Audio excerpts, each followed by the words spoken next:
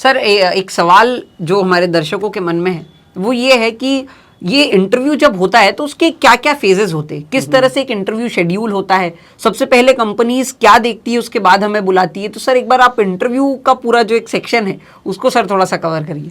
देखिए, इंटरव्यू तो सबसे पहली चीज़ है, इंटरव्यू हमको बंदे सेलेक्ट करने हैं, हमको एम्प्लॉयज़ को ऐड करना है, क्योंकि पहला ये रहता है कि जो बंदा है वो उसका कॉन्फिडेंस देखा जाता है, राइट। पर वो कॉन्फिडेंस चेक करने के पहले की जो स्टेप्स हैं वो काफ़ी है कि वो वहाँ तक मैं कॉन्फिडेंस कब चेक करूँगा। तो हम लोग सबसे पहले जो हमारी एक रिक्वायरमेंट जनरेट होती है कि हमें 5 सॉफ्टवेयर इंजीनियर्स चाहिए, ठीक है। किसी डिपार्टमेंट ने हमको बोला कि हमको सॉफ्टवेयर इंजीनियर्स चाहिए या क्यूए इंजीनियर्स चाहिए या आईटी सपोर्ट चाहिए, तो रिक्वायरमेंट का वो जो बीज है वो वहाँ से आता है कि आपको रिक्वायरमेंट चाहिए। उसके बाद में हम लोग जब एचआर या जो रिक्रूटमेंट एजेंसीज हैं या रिक्रूटमेंट टीम है उसके पास जाते हैं, उसको 5 जो रिक्वायरमेंट देते हैं कि भाई हमको इतने लोगों की ज़रूरत है।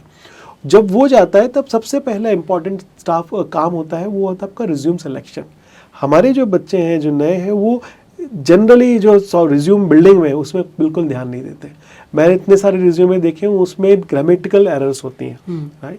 मैं उसमें ये रहता है कि कोई यूआई इतना मतलब जो आप देखने में आपको बहुत क्रिस्प होना चाहिए, रिज्यूम में क्या लिखा है और जब इंटरव्यू लेते हैं उसमें आप मैच नहीं कर पाते। तो सबसे पहला मेरा जो दर्शकों से ये कहना होगा कि अगर बच्चे जो देख रहे हैं वो अपने रिज्यूम पे बहुत ध्यान, कम से कम मिनिमम 24 घंटे, मैं 24 घंटे बोल रहा हूँ, ऐसा नहीं कि आज शुरू किया, आप आधा घंटा उस रिज्यूम में काम करिए। आप नेट पे सर्च करिए, एक आपका जब तक, क्योंकि वो आपका डिस्प्ले है, आपका पूरा जो 15 साल 25 साल का जो आपका कैरियर है उसको आपने उस पर लिखा है। तो आपके 10th के मार्क्स आपके 12th के मार्क्स, राइट, और आपका जो कम्युनिकेशन है, जो जिसमें भी आपका एक्सेल किया है वो आप शोकेस करते हैं। तो resume building is very important stuff.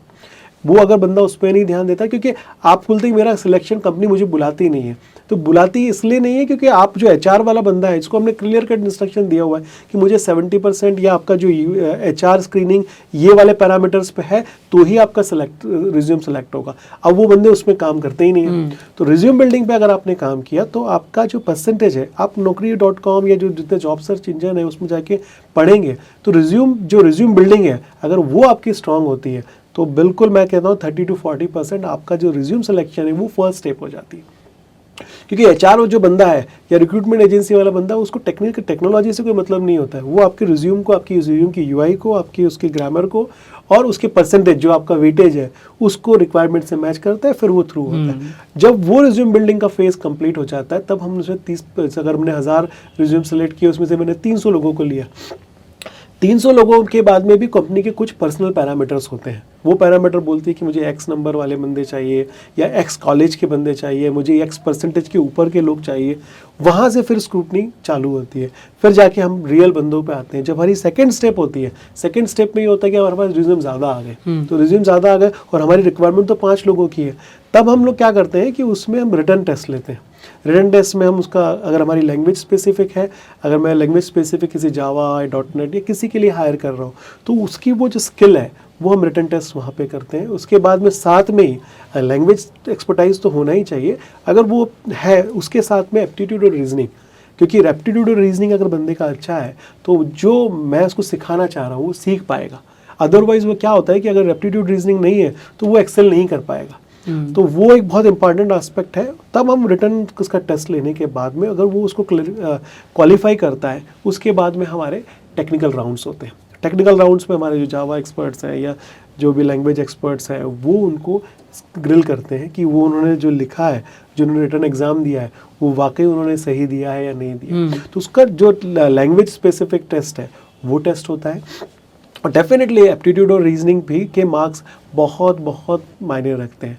जब उसके बाद में, लेकिन मेरा ये कहना है कि जो फ्रेशर है, फ्रेशर का हो सकता है कि उसका इतना एक्सपर्टाइज नहीं है क्योंकि उसका एक्सपीरियंस, उसने काम नहीं किया है। जब काम नहीं किया है तो उसको हम ये नहीं बोल सकते, उससे ज़्यादा अपेक्षा नहीं रख सकते, क्योंकि हम ये चाहते हैं कि हमारा जो देखने का नज़रिया होता है कि वो बंदा जो हम सिखाएं वो सीख पाए। और उसको हम टाइम भी देते हैं, उसको 6 महीने देते हैं, कभी कभी हम साल भर देते हैं, ताकि हम उसको अपने यहाँ पे भी ट्रेनिंग प्रोग्राम देते हैं। बस हमारा ये उद्देश्य है कि वो बंदा कॉन्फिडेंट हो, जो उसने किया है वो अच्छे से बता पाए। राइट, तो वो ही एक इम्पॉर्टेंट स्टाफ है जब हम उसको अंदर लेने की कोशिश करते हैं। उसके बाद में आज जो है, जैसे मैंने आपको बताया अट्रैक्टिव सैलरी की जब बात कर रहे थे, तो उसके लिए अब अंग्रेजी आना आपका ज़रूरी होता है।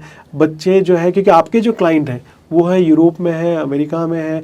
और हमारा जो कम्युनिकेशन मीडियम है, यदि मैं आपको आज हिंदी के माध्यम से आपको मैं बात कर रहा हूँ, तो वही बात जो मेरे क्लाइंट है उन तक पहुँचना चाहिए। तो वो जो अंग्रेजी माध्यम है वो थोड़ा सा अगर स्ट्रॉन्ग नहीं होता है, लेकिन आजकल तो मैं बच्चों को देख रहा हूँ कि काफ़ी अच्छी मेहनत करते हैं कम्युनिकेशन के लिए। तो कम्युनिकेशन इज़ मस्ट।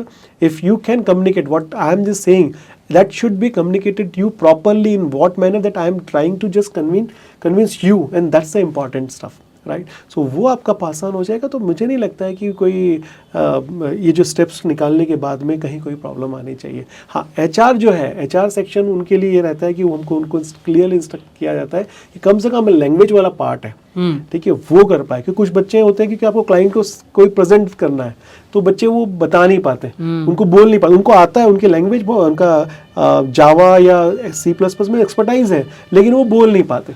पर बस हमारा ये है कि बंदा जब फ्रेशर है तो हम उसको पूरा सिखाएंगे, है ना। लेकिन अगर वो बिल्कुल वहाँ कहीं कुछ कॉन्फिडेंस की कमी आ रही है, तब उसका थोड़ा सा रिजेक्शन के चांसेस रहते हैं। अदरवाइज कोई प्रॉब्लम नहीं है।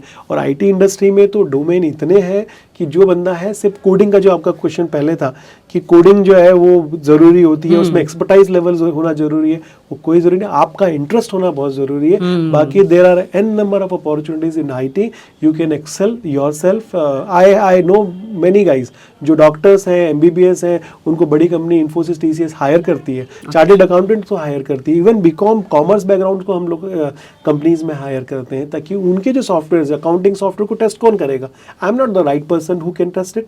The commerce background guys can only test the accounting software, right. Robotic में काम हो रहा है, बायोमेट्रिक मेडिकल के बच्चे हैं, उन लोगों के लिए काम। तो यू हैव, आपको सिर्फ इंटरेस्ट दिखाना है, definitely you can have more opportunity in this. So that's the thing.